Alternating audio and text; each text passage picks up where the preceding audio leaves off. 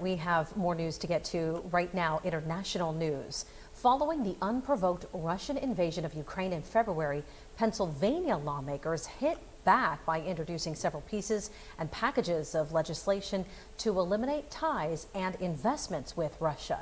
One piece of legislation focused specifically on divesting Commonwealth investments from any Russian or Belgian assets.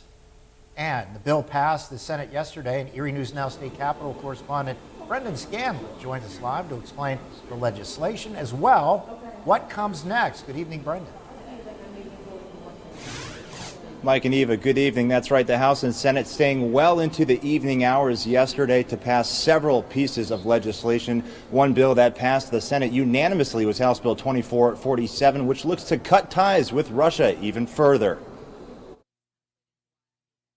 The vote on final passage, the ayes are 49, the nays are 0. House Bill 2447, introduced by House Majority Leader Carrie Benninghoff, passed the lower chamber unanimously in April. And we must continue to do our part to divest from Russia. Yesterday, it passed unanimously again, this time in the upper chamber. Which is a furtherance of the intended goal, which is to have Pennsylvania speak with one voice, that we stand with not only the people of Ukraine, but more importantly against this unprovoked aggression by Russia and their allies in Belarus. Press Secretary for the Majority Leader Jason Gottesman says the bill divests public funds and prevents future investments tied to Russian or Belarusian assets. At the outbreak of this unprovoked aggression by Russia against the people and government of Ukraine back in February, Pennsylvania had at least $350 million of investments in Russian and Belarusian financial assets. Gottesman says investments came from the three major pension funds, the State Employee Retirement System, the Pennsylvania Public School Employees Retirement System, and the Municipal Retirement System, as well as additional Treasury investments. Now, a lot of those investments and those boards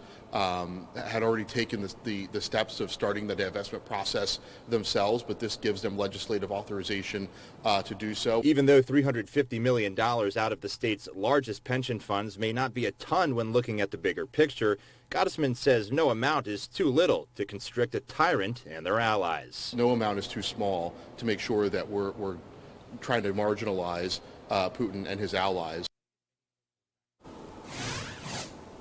And Governor Wolf's office telling us today that he plans to review the bill, House Bill 2447, once it gets to his desk. Again, a lot of legislation passed this week, so the governor will certainly be busy reviewing and determining which bills get signed into law or which bills get vetoed. Reporting live at the state capitol for Erie News Now, I'm Brendan Scanlon.